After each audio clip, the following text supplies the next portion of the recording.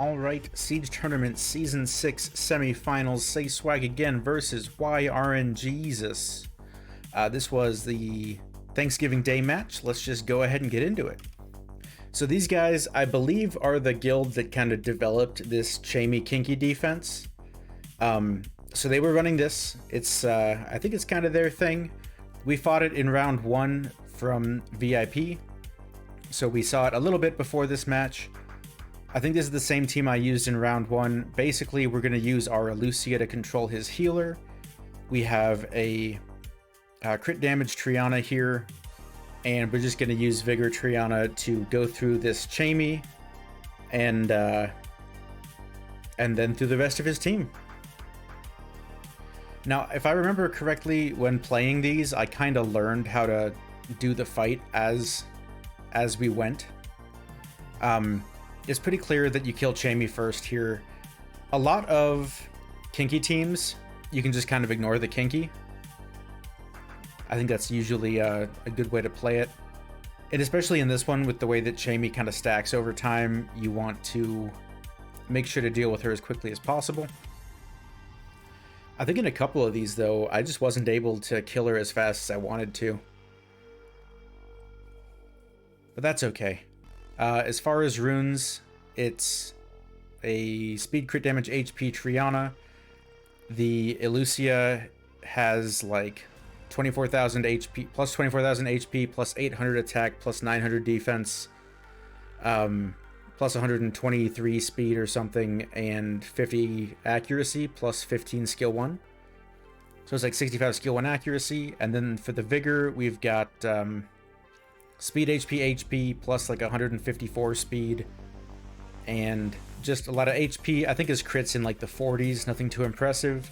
For artifacts, we've got like skill 3 accuracy, so we can land some defense breaks. So Chamey's down, so now we're going to control the Kinky and kill the healer. I think this is probably the best way to do it. Just save Kinky for last. Kinky on his own isn't that hard to deal with, usually.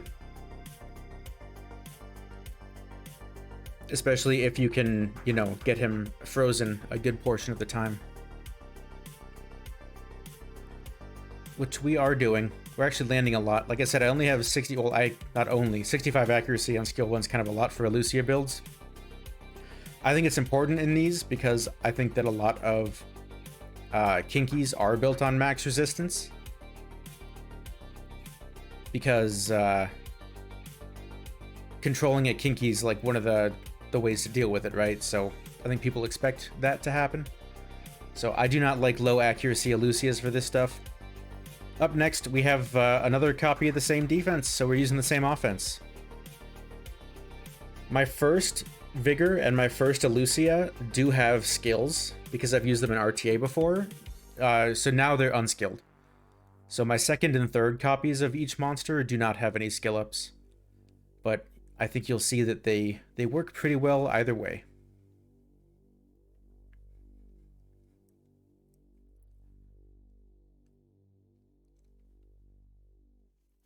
I think this defense is cool. I really like the idea of Chamey, but it's just pretty hard to make a good Kinky defense, you know? Like for our guild, we ran Ayunu Kinky teams starting in the quarterfinals and onwards. And a big reason for that is because we were already using these Vigor Lucia teams to beat all of the other Kinky teams. So we figured the only Kinky defense we can make that doesn't get beat by the team that we use is a team with Ayunu, because Ayunu is going to dissuade these water monsters. But even then, I think, I don't know how well our Kinky defenses did in the semifinals and finals after people had some time to prepare for them. They did all right versus Malicious in that match when it was kind of the first time we showed them.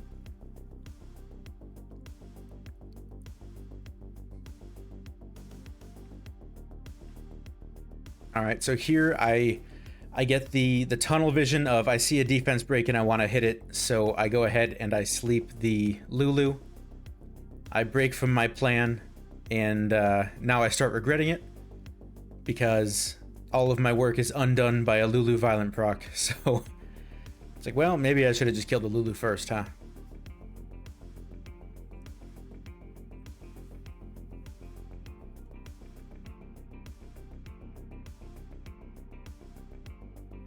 Alright, we get the defense break. Hopefully we can get the freeze. We do. Get some damage in there.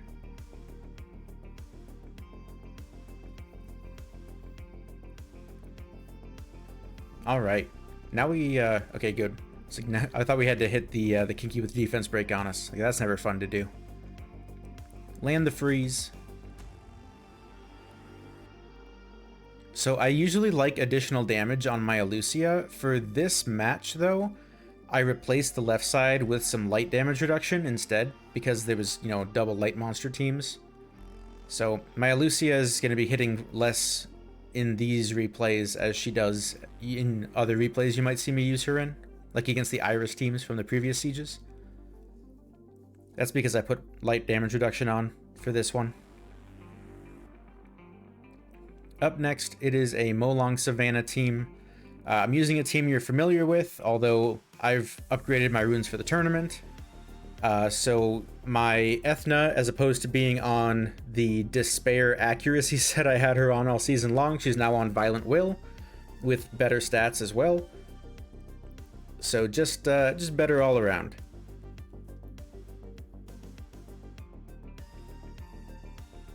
And we're just going to go ahead and deal with the threat here of this Savannah, because I don't know, I generally feel like it's not hard to kill a monster that was just revived. Like, even if it's a Savannah, like, it's never going to have immunity unless the beta, you know, revive violent proc skill 3s.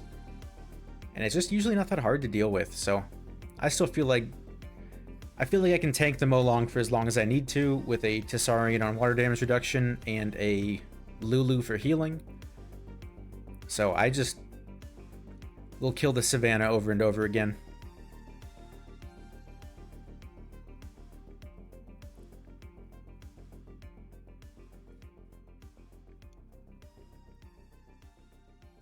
You do have to be mindful if you're using an Ethna or a Savannah or anything that if you do end up putting any sort of harmful effects on Molong, then you lose your Tessarian passive damage reduction and his ability to tank the Molong.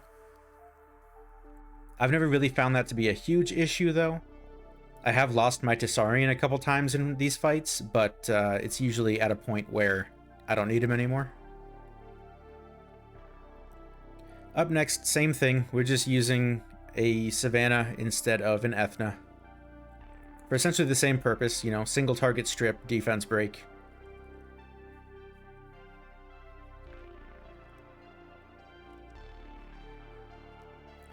Although we did miss our strip in this one, which is, I think Savannah probably wasn't the best choice, because I didn't re-rune my Savannah for this. My Savannah's on defense, but my Savannah's on defense with a Wusa leader, so a 41 accuracy leader, which means that my Savannah is not built on very high accuracy.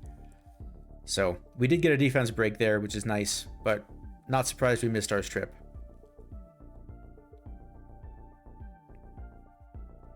Go ahead and just kill the revived monster. Also just important to have Oblivion on Fuki regardless.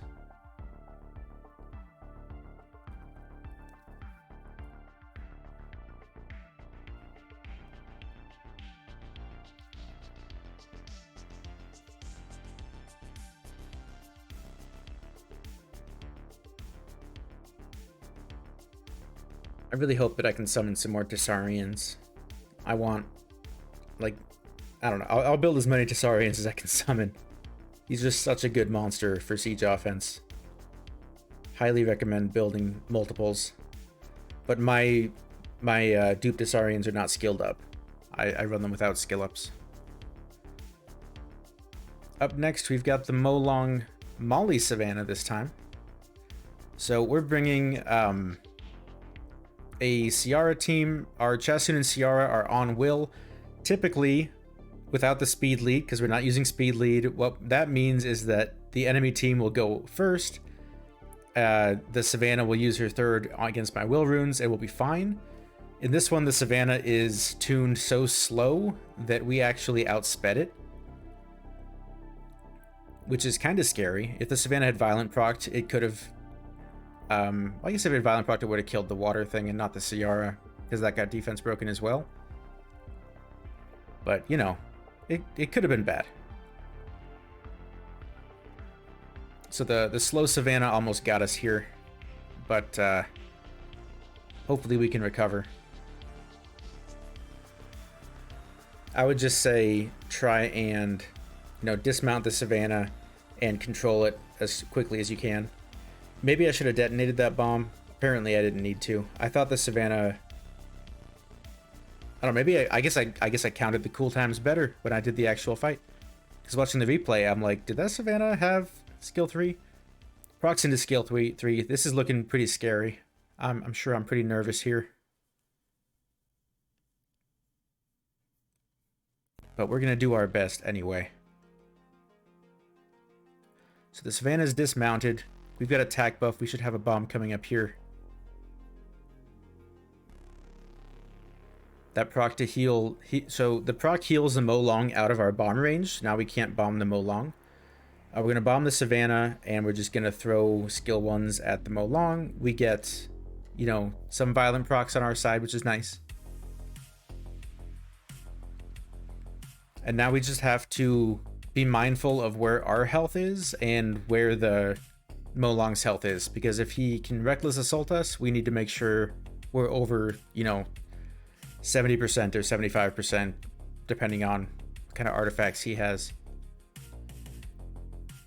So I threw a bomb at him just because I wanted to make sure that I could hopefully kill him if he Reckless Assaults. So he does Reckless Assault, doesn't quite kill my Chasun. We use the Chasun skill 3 to get healed back up again. And just a really tense fight, this one. This one absolutely did not need to go as well as it did. So this is Thanksgiving, so I guess I'm thankful for winning this fight. Sorry if that's a spoiler.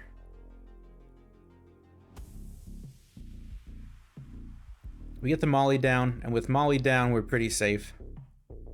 Actually, I don't know if Chasun solos Molong. Because Molong's skill 1 and 2 can do quite a bit of damage with additional damage. Fortunately, my Chasun doesn't have to solo Molong. Alright, there we go. Up next, same defense. We've got a Tessarian, Lulu, and Tyrannus this time. This one's probably a bit safer than the Ciara team we used. So we don't get defense break, which is understandable. Again, probably an unskilled Tessarian here. So I'm going to shut down the Molly passive so I can so you know the damage I do is meaningful. And if he's going to put a shield on the Savannah, then I'll probably keep putting my damage on the Molly. I think I'm not too sure here. I did try to skill 1 stun the Savannah with my Tyrannus there. I go for a defense buff. I think just because I wanted to set up for a defense break into defense buff skill 2 on the next turn. But I violent proc out of my bear form, and I just decide to use the skill 2 anyway. Just trying to get through the Molly if I can. Alright, the Lulu skill 1 plus the damage over time is enough for the Molly. We take the Savannah down as well. And we should be pretty good.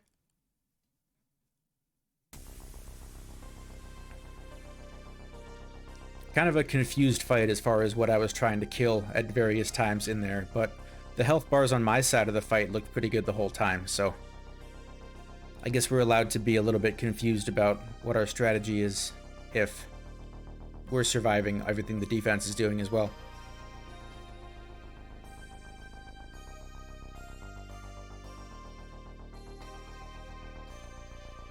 Alright, we have another Chamey Kinky team, so we have a third copy of the offense we used twice already.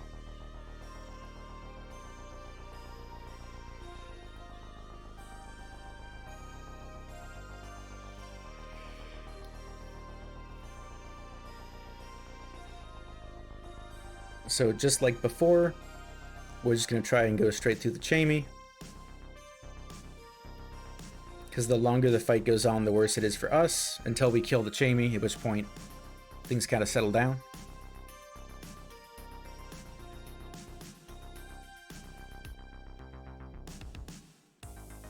But the fact that the defense is on Destroy Runes, and it just kind of, you know, the Chamey attack power builds up over time, makes things a bit rough.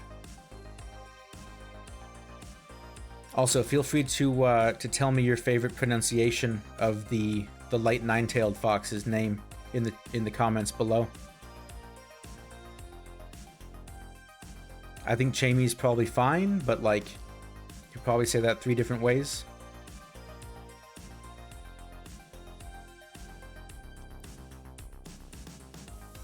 Alright, so now we're controlling the Kinky and working on the healer. I think after that second fight, you know, I've learned to not try and kill the Kinky first.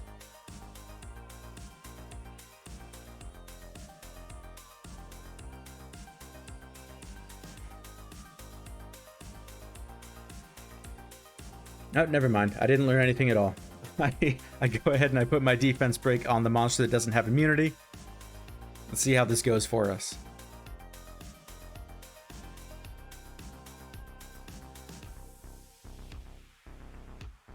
Maybe this too was a learning experience, because I definitely came away from this fight thinking that you should definitely be killing the Lulu first. I guess I just didn't learn that quick in the actual tournament match.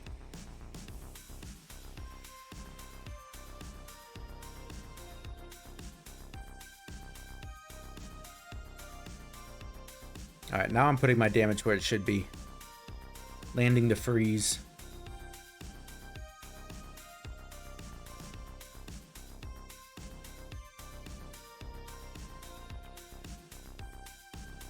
Got the defense break, that's nice. Crit damage, Triana cleans that up. And now we just have to deal with a Kinky.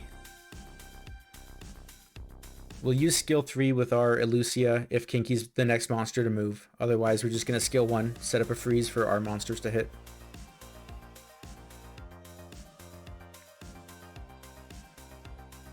I'll take my speed buff because I do want to just get more turns than him. Cycle my heals just in case he does something scary. I want to have cleanses available and stuff. That one goes well, gets cleaned up.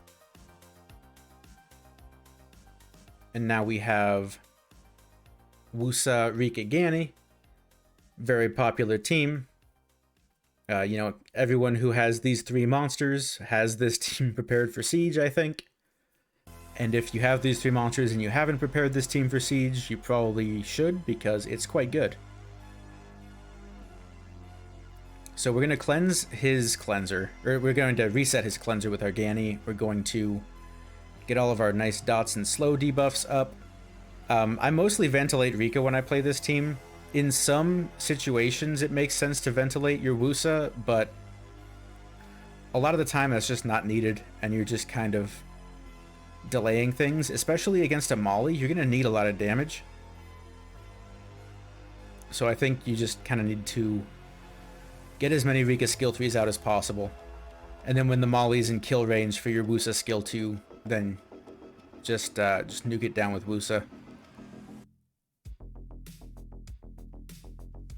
There we go. We hit the Molong, so the health is below the Molly, so the Molly heals the Molong and then dies to the continuous damage. I think at this point, I've gone over to my family's house to see my extended family for Thanksgiving, and I'm now like hiding in a corner playing, not paying attention to all my family members. Maybe not quite yet. I don't know what attack number we're on. I think I did the first 8 attacks at home before I went anywhere. This is my team where I strongly believe with the Nana Savannah teams, you need a lot of threat. Because if you don't have a lot of threat, then this happens to you.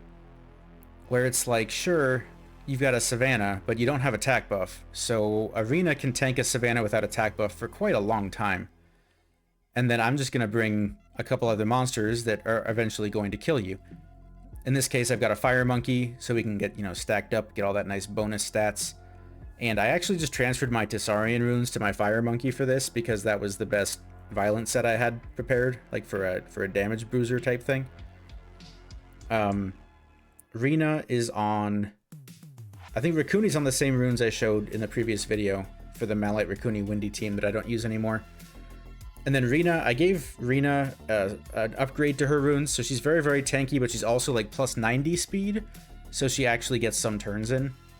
Because I figured, you know, just in case this Savannah is going to do more damage than I expect it to, or maybe the Nana's on crit damage and my fire monster is going to take a lot of damage after a defense break, I wanted my Rena to be able to serve as a healer and not just as a damage sponge. But all in all, I think that none of my monsters ever really get that low here. Yeah, so there's Savannah failing to break the Rena shield on a defense break, which is just kind of sad. Which isn't to say, like, this person's runes are bad, it's to say that, like, Savannah without attack buff gets tanked by Rena. That's just kind of how that is. So, I much prefer the Nana Savannah teams with either a threat in the middle or an attack buffer in the middle, like a Joe Gunn or a Ken, which are the, you know, the more popular monsters to use. My Rena got kind of injured there. I think I got below half health. Scary, scary. Not really, though. It doesn't really seem like I'm that close to dying. Dismounted Savannah crits me for like an eighth of my health or something. And of course, the Rena is on my best wind damage reduction artifact because it's the tournament, so we move artifacts around.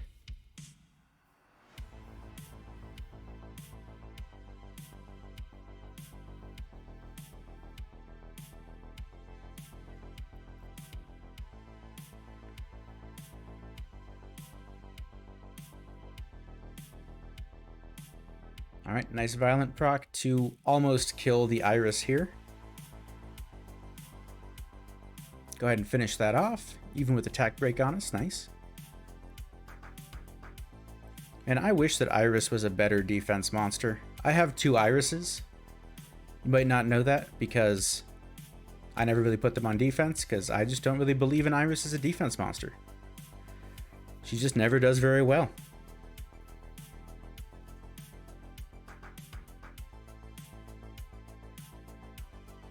And at this point, it's just how long does it take us to kill a single enemy monster that doesn't have any healing?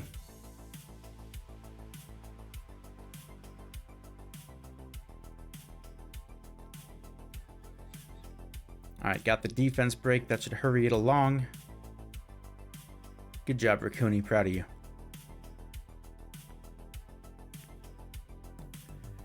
Oh, this is our last attack. So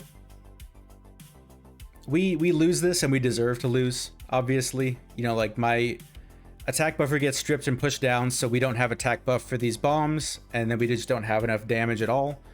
The Molly double violent procking out of the bomb, including resisting the bomb stun so she can shield herself, is just kind of icing on the cake there. But this isn't a real offense. Don't do this. I am sitting at a very large dinner table with 15 members of my extended family, playing my last attack under the table because the siege has already been won. So I'm like, is it over? Do I have to walk into another room and re-rune a real team? And they're like, no, it's free for all. We already won the siege. So I'm like, okay, well, here's 3 monsters that had runes on them. I'll see if that works.